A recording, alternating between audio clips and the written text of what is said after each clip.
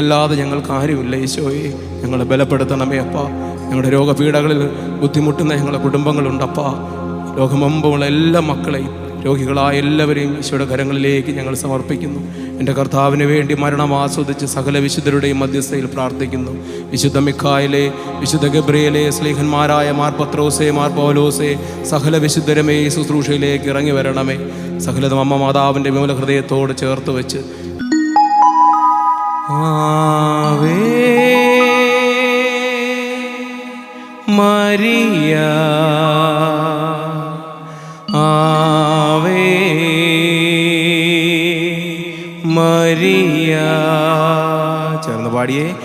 Ave Maria.